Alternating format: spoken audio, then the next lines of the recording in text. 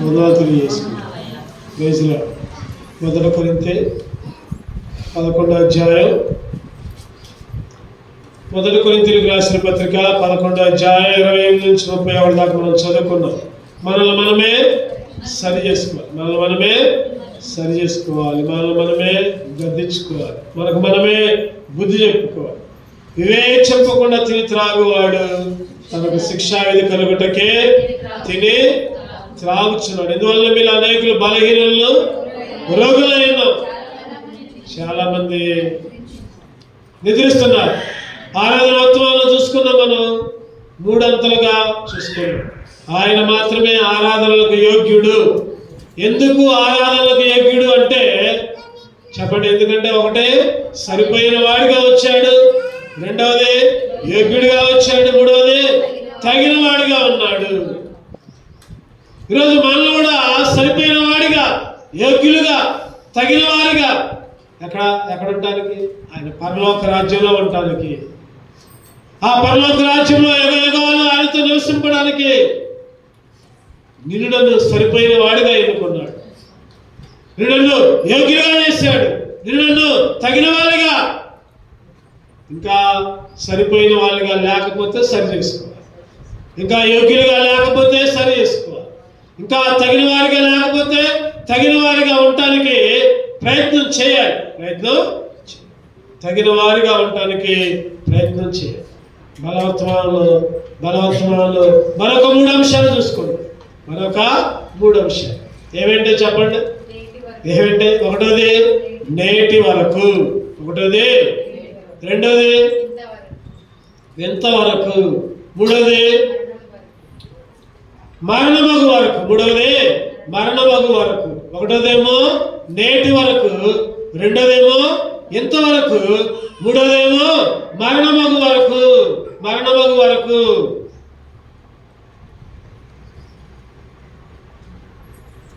ఒకళ్ళే చెబుతున్నారు, ఇంకెవరు చెప్పట్లేదు.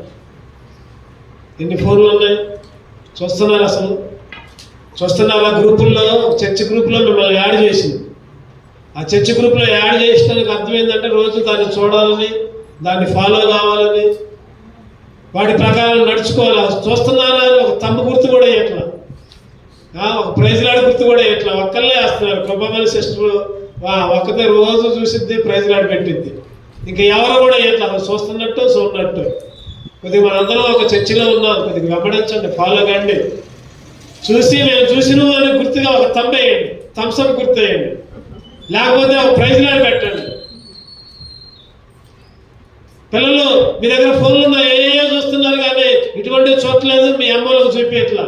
మీ అమ్మలు ఏం చెప్తున్నారంటే మా దగ్గర ఫోన్లు ఇవ్వంటున్నారు, మాకు చూడటం రాదు అంటున్నారు. చూపించండి, మీ తల్లిదండ్రులకు చూపించండి. చూపించి వెంబడించాలి. 3 అంశాలు. ఒకటోదేమో చెప్పండి నేటి వరకు, రెండవది ఎంతవరకు, మూడవది మరణమగు వరకు. యోగ్యులుగా, సరిపోయిన వారిగా, ఇంకా తగిన వారిగా దేవుడు చేసుకుంటే మరి ఈ 3 విషయాల్లో సరిపోయిన వాళ్ళగా ఉన్నామా, యోగ్యులుగా ఉన్నామా, తగిన వాళ్ళగా ఉన్నామా? ఒకసారి మనల్ని మనం పరిశీలించుకుందాం. రండి. 1 సమూయేలు 12వ అధ్యాయం, 1 సమూయేలు 12వ అధ్యాయం 2వ వచనం. 1 సమూయేలు 12వ అధ్యాయం 2వ వచనం. రాజు మీ కార్యములను జరిగించును, నేను తల నెరిసిన ముసలివాడను, నా కుమారులు మీ మధ్య ఉన్నారు. బాల్యము నాటి నుండి నేటి వరకు నేను మీ కార్యములను జరిగించుచు వచ్చి తిని. బాల్యము నుండి ఎప్పుడు దాకంట? బాల్యము నాటి నుండి. చెప్పాలి, ఎప్పుడు దాకా? నేటి వరకు. బాల్యము నుండి నేటి వరకు. మన అంశం ఏంటంటే నేటి వరకు నువ్వు ఎట్లా ఉన్నావు? నేటి వరకు. నవంబర్ నెల 30వ తారీఖు 11:40 టైం. అంటే ఈ నిమిషం దాకా నీ జీవితం ఎట్లా ఉంది? సమూయేలు అంటున్నాడు, ఏమంటున్నాడు చెప్పండి? బాల్యం నుండి బాల్యం నుండి నేడు దాకా నేనేమో చిన్నపిల్లగాడిగా వచ్చా. చిన్నపిల్లగాడి అంటే ఎప్పుడు వచ్చింది చెప్పండి? చిన్నపిల్లగాడిగా అన్న కన్నది ప్రార్థన ద్వారా మందిరానికి తీసుకుని వచ్చింది. షిలోహులో మందిరానికి తీసుకుని వచ్చింది. అప్పటి నుంచి బాల్యం నుంచి ముసలివాడి దాకా నేను, నా కుమారులు మీ దగ్గరే ఉన్నాం. నా తల నెరిసిపోయింది. బాల్యం నుండి నేటి వరకు తన సాక్ష్యాన్ని పంచుతున్నాడు. తన సాక్ష్యాన్ని జనాలకు చెబుతున్నాడు. అయ్యా, చిన్నప్పటి నుంచి చూశారు నన్ను, నల్ల వెంట్రుకల దగ్గర నుంచి చూశారు, ఇప్పుడేమో తెల్ల వెంట్రుకలు వచ్చినాయి. నేటి వరకు మీ మధ్యనే జీవించా, మీ మధ్యనే ఉన్నా. ఈరోజు నువ్వు నేను కూడా దేవుని దగ్గర ఒక సాక్ష్యం కలిగి ఉంటా. సమూయేలు జనం మొత్తం మీద, ఇశ్రాయేలు ప్రజాంగం మీద సాక్షిగా ఉన్నాడు. చిన్నప్పటి నుంచి చూశారు, బాల్యం నుంచి నేడు దాకా నా జీవితం మొత్తం మీకే. నేను కూర్చున్నదే, నిలబడదే, తలంచింది, ఆలోచించింది అన్నీ మీరు ఎరుగుదురు, అన్నీ మీరు. ఈరోజు నువ్వు నేను కూడా అదే మాట దేవుడితో ఏమన్నా చెప్పండి? దేవుడితో ఏమనాలి? అయ్యా, చిన్నప్పటి నుంచి రక్షణ పొందిన దగ్గర నుంచి, బాప్తిసం తీసుకున్న దగ్గర నుంచి ఇప్పుడు దాకా నా జీవితం మొత్తం నీకు తెలుసయ్యా, నీకు సాక్షిగా ఉంచాయా. ఎన్నోసార్లు తప్పిపోయా, ఎన్నోసార్లు దూరంగా ఉన్నా. సమూయేలు గారు చెప్తున్నారు, నేటి దాకా. ఈరోజు నువ్వు నేటి దాకా దేవునికి సాక్షిగా ఉన్నావా? ప్రశ్న. ఈ రోజు దాకా నువ్వు దేవునికి సాక్షిగా ఉన్నావా?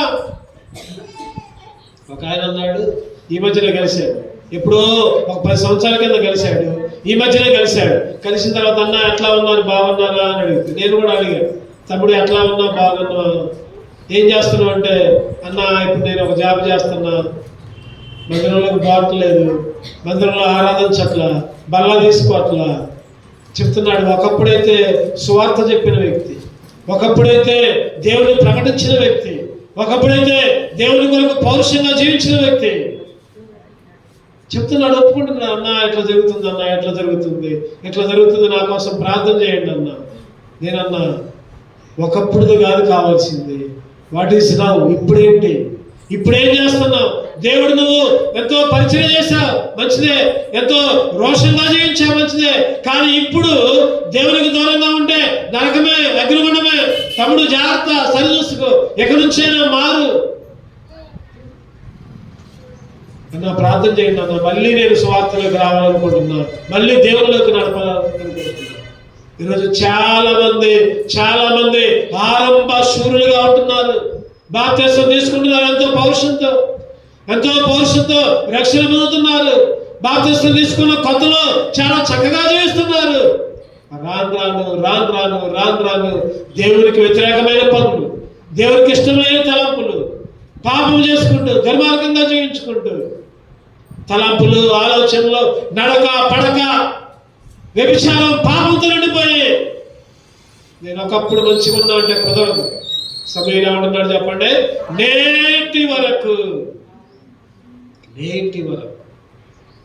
3 చోట్ల సాక్ష్యంగా ఉండాలంట. మనం 3 చోట్ల సాక్ష్యంగా ఉండాలి. ఒకటోది, మనకు మనమే సాక్షులుగా ఉండాలి. చెప్పండి, మనకు మనమే,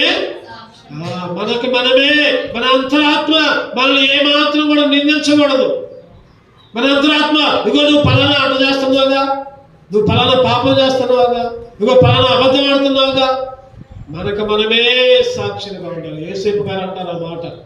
యోసేపు గారు అంటారు, నేను దేవునికి భయపడు వాడను. ఆదికాండం 42వ అధ్యాయం చదవండి అన్నమాట. ఆదికాండం 42 ఎన్నో వచనం చదువుతానండి. ఆదికాండం 42, ఆదికాండం 42:18 చదవండి. 3వ దినమున యోసేపు వారిని చూచి, నేను దేవునికి భయపడేవాడును, మీరు బ్రతుకున్నట్లు దీనిని చేయుడి. ఎంత చక్కటి మాట చూడండి. నేను దేవునికి భయపడేవాడును, ఈరోజు తల్లి కానీ తండ్రి కానీ ఈ మాటలు చెప్పాలి మన పిల్లలకి. నేనైనా మీరైనా మన పిల్లలకు చెప్పాలి మాటలు. నేను దేవునికి భయపడిన వాడును, మీరును ఎలాగూ చేయుడి. మీరు బ్రతుకున్నట్లు. దీనిని అంటే దేవునికి భయపడండి. నేను దేవునికి భయపడుతున్నా, మీరు కూడా దేవునికి భయపడాలి. నేను మందిరానికి వస్తున్నా, నువ్వు కూడా రా. ఇగో నేను ఉపవాస కూడికి పోతున్నా, నువ్వు కూడా రా. వెంట పెట్టుకోవాలి. మీరు బ్రతకడానికి, మీరు బ్రతుకున్నట్లు చేయండి. ఈరోజు ఎట్లా ఉన్నామంటే, నువ్వు ఇంటి దగ్గర ఉండలే నేను పోతాలే అంట. నువ్వు ఇంటి దగ్గర ఉండలే నేను పోయేస్తాలే. మనమే చెప్తున్నాం, తల్లిదండ్రులుగా మనమే చెప్తున్నాం. ఈరోజు పిల్లలకు చెప్పాలి, మీరు బ్రతుకున్నట్లు. మేము మీ పిల్లలు తీసుకుని రావాలి. మీరు ఒకళ్ళు వస్తే సరిపోదు. ఎందుకు తీసుకుని రావాలి పిల్లలు? మీ పిల్లలు బ్రతకటానికి. చెప్పండి, ఎందుకంట? మీ పిల్లలు లేకపోతే మీ పిల్లలు చచ్చిపోతారు. చచ్చిపోవడం అంటే లోకంలో కలిసిపోతారు. చచ్చిపోవడం అంటే సావడం కాదు, లోకంలో కలిసిపోతారు. దేవుని భయం అసలు ఉండదు, అసలు గద్దింపులే ఉండవు. మీకే ఎదురు చెబుతారు. అమ్మ నువ్వే, నేను రానులే పో, ఇంకా నువ్వేం మాట్లాడలేవు. ఒక్కయి వంగనది ఓనయ్య ఉందా. చిన్నప్పటి నుంచే ఇప్పుడే నీ మాట్లాడకపోతే ఇంక పెద్ద తర్వాత ఏమంటారు మాటలు? ఒకటోది, మనకి మనమే సాక్షులంగా ఉండాలి. నాకు నేనే, నీకు నువ్వే. యేసేపు గారు అంటున్నారు, నేను దేవునికి భయపడు వాడును. రెండోది, ప్రజలకు భయపడాలి. చెప్పండి, రెండోది ఎవరికి భయపడాలి? ప్రజల ముందు సాక్ష్యం ఉంచుకోవాలి. ఒకటేదో మనకి మనమే సాక్షులు. రెండోది, ప్రజలకు సాక్షులుగా ఉండాలి, అన్యులకి సాక్షులుగా ఉండాలి. ఆదివారం ప్రార్థనకు రాకపోతే ఏమనుకుంటారు చెప్పండి చూసేవాళ్ళు? పలానా ఆయన ఇంటి దగ్గరే ఉంటాడు, ఆదివారం కూడా పలానా ఇంటి దగ్గరే ఉంటుంది. బుధవారం సంఘ ప్రార్థనకు రాకపోయినా, ఉపవాస కూడికలకు రాకపోయినా, గృహ కూడికలకు రాకపోయినా ఏమనుకుంటారు? వీళ్ళు శనివారం బాగులే, వీళ్ళు బుధవారాలు బాగులే, ఆదివారాలే పోతారు వీళ్ళు. ఈరోజు ప్రజలకి సాక్షులుగా ఉండాలి, మనం నిలబడాలి. ప్రజలు మనం చూస్తే వీళ్ళు ఏ కూడిక మిస్ గారు, ప్రార్థన అంటే పరిగెత్తుతారు. ఆ అనుభవంలోకి రావాలి, ఆ సాక్ష్యంలోకి రావాలి. అనులైనా సరే, వేరే వాళ్ళైనా, రక్షణ పొందిన వాళ్ళైనా, విశ్వాసులైనా, అనులైనా, కుటుంబమైనా, ఎవరైనా సాక్షిగా జీవించాలి. బుధవారం వస్తే మా డాడీకి ఫోన్ చేయకూడదు, ఎందుకంటే మా డాడీ చర్చిలో ఉంటాడు. శనివారం వస్తే మా అమ్మకు ఫోన్ చేయకూడదు, పలాంటి 7 గంటల నుంచి 9, 10 దాకా ఫోన్ చేయకూడదు, ఎందుకంటే చర్చిలో ఉంటారు. ఆదివారం వస్తే అస్సలు ఫోన్ చేయరు. ఈరోజు నేనైనా, మీరైనా, ఎవరైనా సరే ఇటువంటి తలంపులు మిగిలిన వాళ్ళకి కలగాలి. మరి ఇంటి పక్క వాళ్ళకి కూడా ఎవరిని వచ్చారనుకోండి, ఈ టైంలో ఎక్కడ ఉంటారా వాళ్ళు? చర్చిలో ఉంటారని చెప్పాలి. పొరపాటున ఇంటి దగ్గర ఉన్నామంటే సాక్ష్యం తప్పినట్టే. ఒకటోది ఎట్లా ఉండాలి? మనకు మనమే సాక్షి. రెండవది, ప్రజలకి సాక్షి. మూడవది, దేవునికి సాక్షిగా ఉండాలి. దావీదు గురించి దేవుడు చెప్తాడు, దావీదు నా ఇష్టానుసారం ప్రజలకు సాక్షిగా. ఇప్పుడు సమయాలు చూసుకున్నాం. మరి సమయాలు అంటున్నాడు, నేటి వరకు మీ మధ్యనే ఉన్నా అన్నాడు. మూడవదిగా దావీదు చూద్దానండి, అపొస్తలుల కార్యాలు 13:22. అపొస్తలుల కార్యాలు 13:22. దేవుడు చెప్పాలి మన గురించి. 13:22. తర్వాత అతను తొలగించి దావీదును వారికి రాజుగా ఏర్పరిచెను. మరియు ఆయన నేను యెషై కుమారుడైన దావీదును కనుగొంటిని. అతడు నా ఇష్టానుసారుడైన మనుషుడు, అతడు నా ఉద్దేశములన్నయు. ఎవరు చెప్పారు ఈ మాటలు? చెప్పండి, దావీదు చెప్పిండా? దావీదు నాన్న చెప్పిండా? దేవుడు నీ గురించి, నా గురించి అట్లా చెప్పే స్థితికి రావాలి మనం. నేటి వరకు మనకు మనమే సాక్షులుగా ఉండాలి, ప్రజలకు సాక్షులుగా ఉండాలి, దేవునికి సాక్షిగా ఉండాలి. దావీదు గురించి అతడు నా ఇష్టానుసారుడైన. ఎప్పుడు చెప్తాడు దేవుడు మన గురించి? చెప్పండి, ఎప్పుడు చెప్తాడు దేవుడు మన గురించి? దేవుణ్ణి వెంబడిస్తే,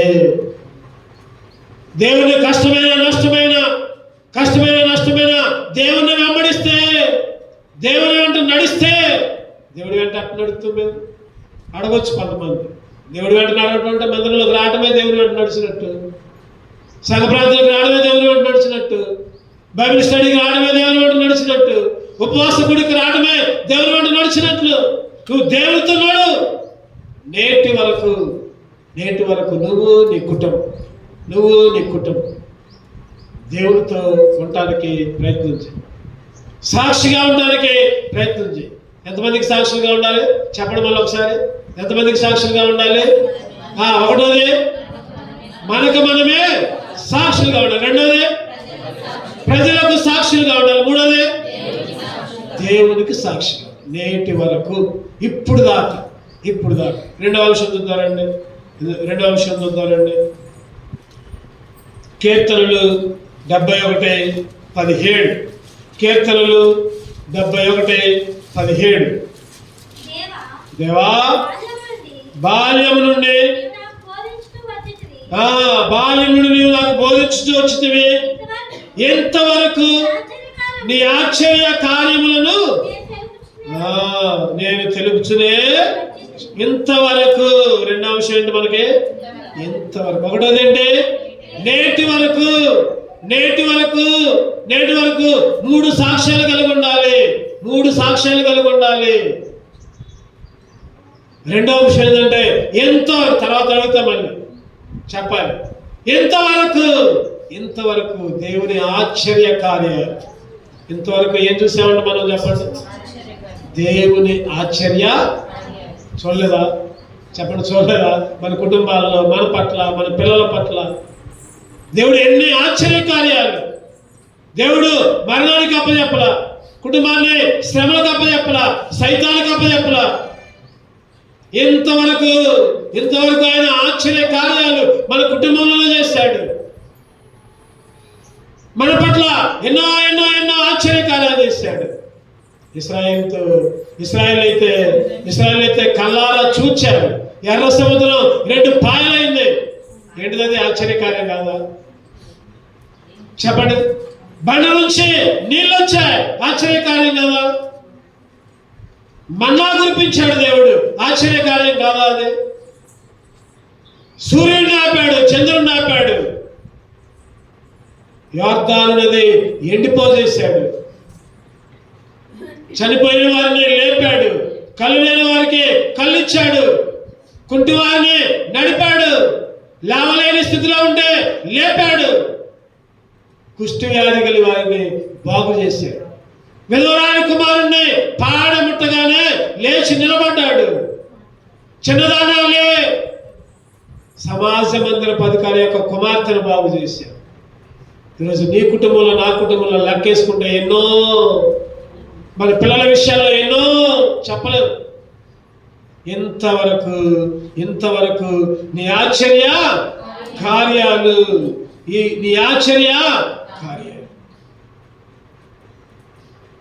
ఆ రోజు మోషే ఇశ్రాయేలును విడిపించడానికి ఎన్నో ఆశ్చర్యకార్యాలు. 10 రకాల తెగులు వాళ్ళ మామకు చెబుతున్నాడంట. ఏం పేరు? మోషే వాళ్ళ మామ పేరు చెప్పండి.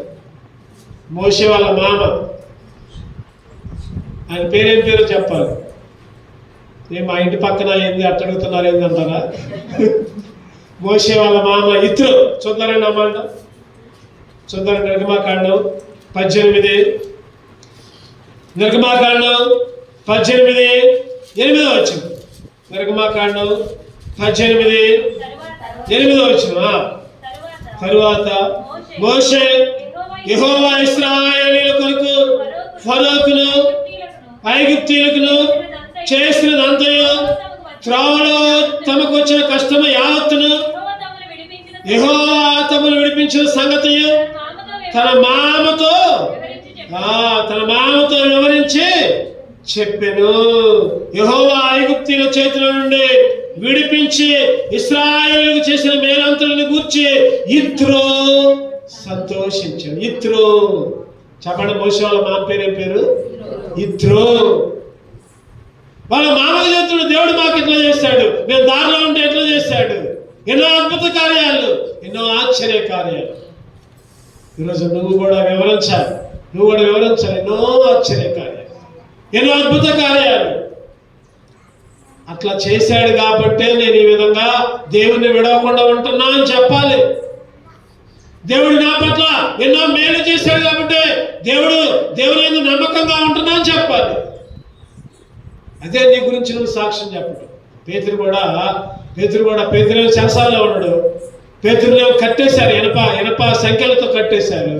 ఇక్కడ సంఘం ఏమో అత్యాసక్తితో ప్రార్థన చేస్తే దోత వచ్చింది, తెచ్చింది, పేతురు వెళ్ళిపోయాడు. ఒక ఇంటి తలుపు తట్టాడు, ఆ ఇంట్లోనేమో ప్రార్థన చేస్తున్నారు.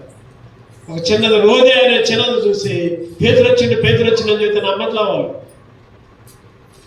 ఆశ్చర్య కార్యం, అపొస్తలుల కార్యాలు చదవాలండి. ఎన్నో వచ్చిన 12వ అధ్యాయం, అపొస్తలుల కార్యాలు 12వ అధ్యాయం 16వ వచనం. పేతురు ఇంకను తట్టుచున్నందున వారు తలుపు తీసి అతను చూచి భ్రాంతిలోని అతను ఓరకులను వారికి చేసాయిగా చేసి, ప్రభువు తన్ను చెరసాల నుండి ఎలాగూ తీసుకుని వచ్చిన వారికి వివరించాడు, చెప్పాడు. ఆ పై వచనంలో అంట వాళ్ళు విభ్రాంతి నొందారంట. 14వ వచనంలో పేతురు స్వరం గుర్తుపట్టింది, సంతోషంతో తలుపు తీయకుండా లోపలికి పోయిందంట ఆ అమ్మాయి. ఎవరు? రోదే అనే వాళ్ళందరూ ప్రార్థనలో ఉన్నారు. ప్రార్థన చేస్తుంటే ఆశ్చర్య కార్యం, సంఖ్యలు విడిపించబడ్డాయి. దేవుని దూత ఆ 1వ అధ్యాయం నుంచి చదువుకుంటే, 5వ వచనం నుంచి చదువుకుంటే, 12:5 నుంచి చదువుకుంటే పేతురు ఆశ్చర్యకరంగా దేవుడు పేతురుని బయటకు తీసుకుని వచ్చాడు. దేవుడు ఎన్నో ఆశ్చర్య కార్యాలు చేశాడు. మరి అటువంటి ఆశ్చర్య కార్యాలు ఎన్ని జరిగినా కూడా ఇంకా దేవుణ్ణి హృదయపూర్వకంగా అంగీకరించట్లా, ఇంకా దేవుణ్ణి హృదయపూర్వకంగా ఆరాధించట్లా, ఇంకా దేవుణ్ణి అనుసరించట్లా, ఇంకా దేవుని మందిరానికి దూరంగా ఉంటున్నాము. ఈరోజు సరి చేసుకోవాలి. ప్రభువా, నా జీవితంలో ఎన్నో ఆశ్చర్యకార్యాలు చేశాను, అయినా కానీ ఇంకా నేను దూరంగానే ఉంటున్నాను. ఇంకా నీకు ఇవ్వాల్సిన సమయాన్ని ఎట్లా? ఒక రోజులో 2 గంటల 24 నిమిషాలు నీకు ఇవ్వాలి నాయన. వాడిని దొంగతనం చేస్తున్నా నేను. ఎన్నో కూడికలకి రాకుండా దొంగతనం చేస్తున్నా. ఎన్ని ఆశ్చర్యకార్యాలు చేశావు, నా జీవితంలో ఎన్ని మేలు చేశావు, అయినా కానీ ఈ ఆశ్చర్య కార్యాలన్నీ అనుభవిస్తున్నాను కానీ నీకేమి కూడా ఇవ్వలేకపోతున్నా. సరి చేసుకోవాలి. ఇంతవరకు ఎన్నో ఆశ్చర్యకార్యాలు. 3వ ఎత్తుతారండి. ఏంటి చెప్పండి? 3వది ఏంటి? మరణమగు వరకు. యోబు గ్రంథం 27:5 ముగించుకుందాం. ఇక యోబు గ్రంథం 27:5 మీరు చెప్పినది న్యాయమని నేనే మాత్రమును ఒప్పుకొనను. మరణమగు వరకు నేనెంత మాత్రమును యథార్థతను విడువను. నా నీతిని విడవక గట్టిగా పట్టుకుందు. మరణమగు వరకు. మన విషయం ఏంటంటే 3వది మరణమగు వరకు. చెప్పండి. 1వది ఏంటి? నేటి వరకు. 2వది ఎంతవరకు? 3వది మరణమగు వరకు. యోబు గారు అంటున్నారు, మీరు చెప్పింది న్యాయమని నేనే మాత్రం. 10 మంది వచ్చి యోబుని, ఎందుకయ్యా నీకు వ్యాధులు వచ్చినాయి, నీకు రోగం వచ్చింది, నీ పిల్లలు చచ్చిపోయారు, నీ పంటలు చచ్చిపోయినాయి, లేదా నీ పశువులు చచ్చిపోయినాయి, అన్ని నష్టాలే నీకు, ఎందుకయ్యా దేవుడు నీకు వదిలిపెట్టు, దేవుడే నీకు అన్యాయం చేసిండు. యోబు గారు అంటున్నారు కదా, మీరు చెప్పింది ఒప్పుకోను, మీరు చెప్పింది అస్సలు ఒప్పుకోను. మరణమగు వరకు నేను అంత మాత్రమును యథార్థతనే విడవను. అది తీర్మానం. ఈరోజు బలలో చేసినప్పుడు ఆశామాషిగా కాదు, ఒక తీర్మానం తీసుకుని మరణమగు వరకు, చావు వరకు, చనిపోయేదాకా నేను ఎంత మాత్రము యథార్థతని విడవను, నా నీతిని విడవక గట్టిగా పట్టుకొందును. గట్టిగా నా నీతిని ఏ మాత్రం కూడా విడవను, ఏ మాత్రం కూడా. పౌలు గారికి ఎన్ని శ్రమలు వచ్చినాయి, ఎన్ని ఇబ్బందులు వచ్చినాయి, ఎన్ని ఇరుకులు వచ్చినాయి, ఎన్ని శోధనలు వచ్చినాయి. విడిచిపెట్టాడా? చెప్పండి, విడిచిపెట్టాడా? నా మట్టుకైతే ఏమన్నారు చెప్పండి? నా మట్టుకైతే బ్రతుకుట క్రీస్తే, చావైతే నా మట్టుకైతే బ్రతుకుట క్రీస్తే, చావైతే మేలే అంటున్నాడు. చావైతే బ్రతుకుట క్రీస్తే, చావైనా మేలే. బ్రతుకుట క్రీస్తే, చావైనా మేలే. క్రీస్తుకై హత సాక్షిగా మారిన పౌలు వలె సాగెదా, నే సాగెదా యేసునితో నా జీవిత కాలమంతా. నే సాగెదా యేసునితో నా జీవిత కాలమంతా. యేసుతో నడచేదా, యేసుతో గడిపేదా, యేసుతో నడచేదా, యేసుతో గడిపేదా. పరమును చేరా నే వెళ్ళదా. ఎవరంటున్నారు ఈ మాటలు? పౌలు గారు అంటున్నారు. చావైతే మేలే, చావైతే. ఎన్ని బాధలు చూద్దాం. నాకు వచ్చిన 2 కొరింథీ అనుకుంటా, 2 కొరింథీ 12వ అధ్యాయం, 2 కొరింథీ 12వ అధ్యాయం 10వ వచనం చదవండి. నేనెప్పుడు బలహీనులను అప్పుడే బలవంతుని కనుక క్రీస్తు నిమిత్తము నాకు కలిగిన బలహీనతలను, నిందలను, ఇబ్బందులను, హింసలను, ఉపద్రవములను నేను సంతోషం. ఎప్పుడు సంతోషం? మన అబ్బాయి పాస్ అయితే కాదు, లేకపోతే మనకేదో మేలు జరిగితే కాదు, లేకపోతే మనకేదో లాభం వస్తే కాదు, లేకపోతే నాకేదో రోగం తగ్గితే కాదు.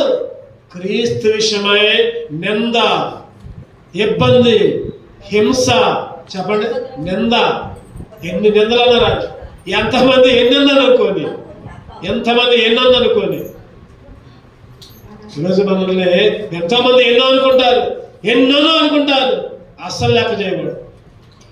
సింహంలాగా ముందు ఎట్లా పోవాలి చెప్పండి? నీతిమంతుడు సింహం వలె ధైర్యంగా ఉంటాడు. మన ముందేమో ఒకలాగా ఉంటారు, వెనక్కిపోయేమో ఎన్నో ఉంటారు. ఎవరు ఏదన్నా పట్టించుకోవద్దు, ఎవరు ఏదన్నా కూడా పట్టించుకోవద్దు. వెనక్కిపోయి నవ్వుతారు, వెనకుండా నవ్వుతారు, ముందుడు నవ్వరు, వెనకుండా నవ్వుతారు, వెనకుండా మాట్లాడుతూ ఉంటారు, వెనకుండే గేలి చేస్తూ ఉంటారు. క్రీస్తు విషయంలో సంతోషం. అట్లా నిందిస్తే నువ్వు ఇంకా ధనుడి, అట్లా గేలి చేస్తే నువ్వు ఇంకా ధనురాలి. అందుకనే పౌలు అంటున్నాడు ఏమని? నిందల్లోనూ, ఇబ్బందుల్లోనూ, హింసల్లోనూ, ఉపద్రవముల్లోనూ. హింస అయినా, ఇబ్బంది అయినా, నిందైనా, ఉపద్రవమైనా ఏం డోంట్ కేర్. సంతోషం, ఆనందం. ఇంకెవరైనా నవ్వుకునే వాళ్ళు నవ్వుకోండి. ఇంకెవరైనా నన్ను అంటున్నారు అనుకోండి. నేను చెప్పేది ఇంతే, ఏందనుకున్నా ఏం కాదు. ఖండించడం, గద్దించడం, బుద్ధి చెప్పడం నేను ఇంతే చెబుతా. దేవుడు నాకేదైతే బయలుపరుస్తాడు అంతే చెబుతా. నా వెనక 100 మాట్లాడుకోండి, స్తోత్రం చెబుతా దేవుడికి. దేవుడు వారిని మార్చును గాక అంటారు. ఈరోజు పౌలు గారు అదే అంటున్నారు. ఎందైనా, ఇబ్బంది అయినా, హింస అయినా, ఉపద్రవాలైనా నేను సంతోషం. చనిపోయేదాకా దేవుణ్ణి విడిచిపెట్ల పౌలు. మరణమగు వరకు యోసేపు గారు కూడా చనిపోయేదాకా దేవుణ్ణి విడిచిపెట్ల. స్తెఫను గారు కూడా చనిపోయేదాకా రాళ్ళేస్తున్నారంట. చెప్పండి, స్తెఫను ఏం చేస్తున్నారు?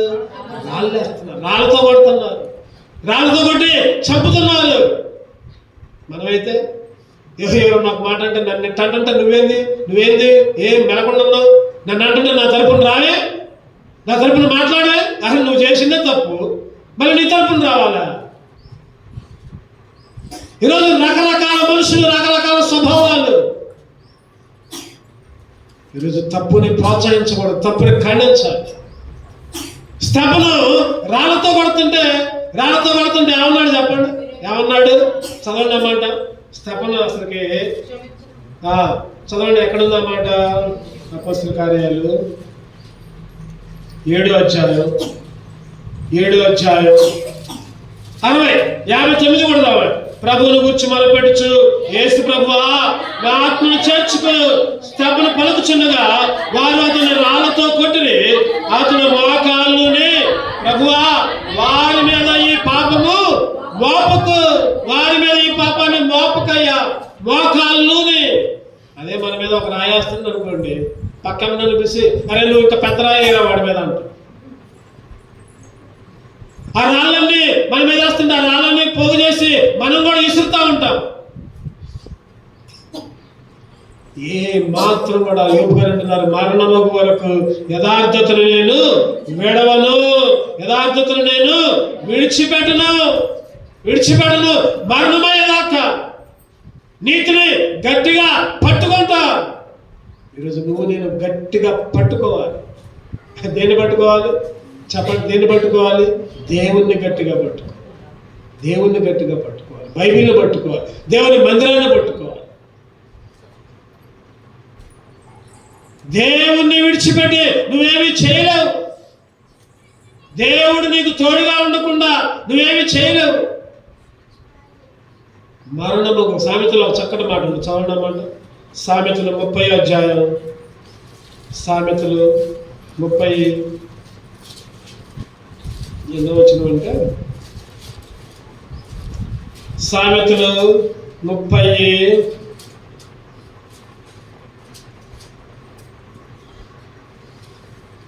వచ్చిందండి. సామెతలు 37, దేవా నేను నీతో 2 మనవులు చేసుకుంటున్నాను, నేను చనిపోక ముందు వాటిని నాకు అనుగ్రహించు, వ్యర్థమైన వాటిని అబద్ధాలు నాకు దూరంగా ఉంచు, పేదరికం నేను ఐశ్వర్యం నాకు దయచేయకు. ఈరోజు 2 మనవులు చేసుకోవాలంట దేవుడికి. ప్రసంగి, పరమ జ్ఞాని, ఈ లోక జ్ఞాని, లోకంలో వివేకవంతుడు ఎవరైనా ఉన్నాడంటే సొలొమోను రాజు. అన్ని వదిలిపెట్టిండు, దేవా తెలివితేటలు ఇయ్య నాకు అన్నాడు.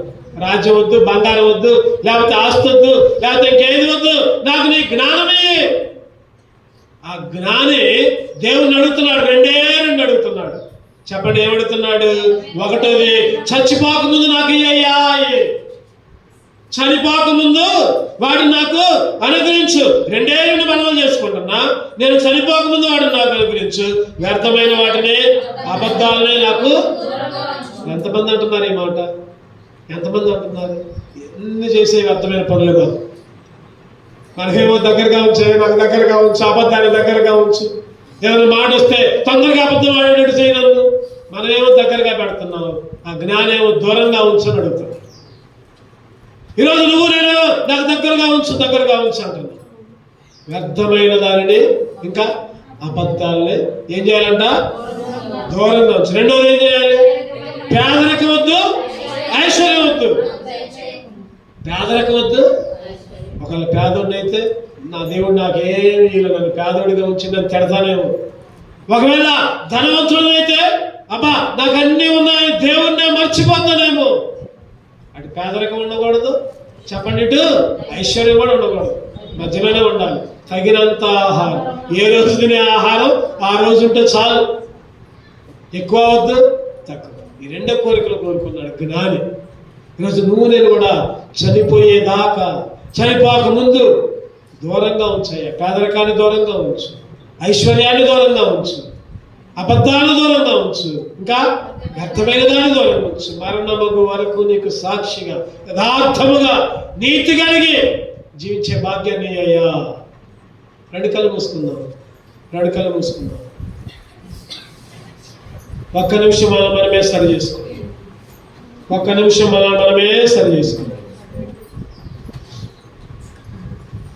దేవుడు మాట్లాడుతూ ఉంటుంటే ఇంకా సరి చేసుకోకుండా ఉంటే నీ ఇష్టం, ఇక నీ ఇష్టం. ఆ రోజు యోబు గారిని ఎన్నో అన్నారు. ఒకటే అన్నాడు, మరణమగు వరకు నేను యథార్థతను విడవను, నీతిని గట్టిగా పట్టుకుంటా అన్నాడు. ఆ రోజు సమయాన్ని చెప్తున్నాడు, సాక్ష్యం ఇస్తున్నాడు నేటి వరకు. ఈరోజు నువ్వు ఎట్లా ఉన్నావు సాక్షిగా? చెల్లి, తమ్ముడు, అక్క, అన్న, నీకు నువ్వు సాక్షిగా ఉన్నావా? నీ హృదయం నీ మీద నిందలేస్తుందా? సరి చేసుకో. ప్రజలందరి దగ్గర సాక్షిగా ఉంటున్నారా? నీ మాట కానీ నీ చూపు కానీ ఏలు పెట్టి చూపిస్తున్నారు నీ మీద. ఫలానా చర్చికి పోద్ది, ఫలానా దేవుడి దగ్గరకు పోద్ది, బైబిల్ పట్టుకుంటుంది, ఆమె చేసే అన్ని చెడ్డ పనులే. మరి ఇటువంటి సాక్ష్యం ఉందా? ఇటువంటి సాక్ష్యం ఫలానా మందిరానికి పోద్ది కానీ చక్కగా ఉంటుంది, ఏ మాత్రం కూడా దేవునికి వ్యతిరేకమైన పనులు చేయదు, దేవునికి ఇష్టంగా జీవించింది, ఈ సాక్ష్యం ఉందా? ప్రజల మీద నీ సాక్ష్యం ఎట్లా ఉంది? దేవుడి దగ్గర నీ సాక్ష్యం ఎట్లా ఉంది? దేవునికి ఇష్టమైన జీవితమా, లేకపోతే నీకు ఇష్టమైన జీవితమా? నువ్వు అనుకునేదంతా దేవుడికి ఇష్టమేనా? అసలు నువ్వు చేసేదంతా దేవుడికి ఇష్టమేనా? అంతా నీ ఇష్టం చేసి దేవుడే అన్నట్టు చేయమన్నాడు అని అబద్ధం చెబుతున్నావా? నేటి వరకు నీ సాక్ష్యాన్ని కాపాడుకో. ఎంతవరకు? ఎన్నో ఆశ్చర్య కార్యాలు నీ కుటుంబంలో, నీ పిల్లల విషయాల్లో, నీ ఆరోగ్య విషయాల్లో ఎన్నో ఆశ్చర్య కార్యాలు చేస్తే ఇంకా దేవుణ్ణి మర్చిపోతున్నావా? ఇంకా మందిరానికి దూరంగా ఉంటున్నావా? ఇంకా దేవుని విడిచిపెడుతున్నావా? ఇంకా దేవునికి సమయాన్ని ఇయ్యలేని దానిగా ఉంటున్నావా? సరి చేసుకో. ఇంకా దేవునికి ఒక ఆదివారం ప్రార్థనకు వచ్చి ఒక ఆదివారం రాకుండా ఉంటున్నావా? సరి చేసుకో. మరణమయ్యేదాకా మందిరాన్ని విడవదని ఒక తీర్మానం తీసుకో. యోబు గారు అదే అన్నారు, మరణమయ్యేదాకా, చనిపోయేదాకా గట్టిగా ఉంటా, యథార్థంగా ఉంటా, నీతిని గట్టిగా పట్టుకుంటా. ఈరోజు నేనైనా, నువ్వైనా, ఎవరైనా ఈ తీర్మానాలు లేకపోతే నువ్వు యోగ్యుడివి కాదు, నువ్వు సరైన వాడివి కాదు, నువ్వు తగిన వాడివి కాదు ఆయన రాజ్యంలో ఉండటానికి, ఆయన ఇంటిలో నివసించడానికి నీకు ఏ మాత్రం కూడా అర్హత లేదు. సరి చేసుకుందాం, యోగ్యంగా బలలో చేయాలి.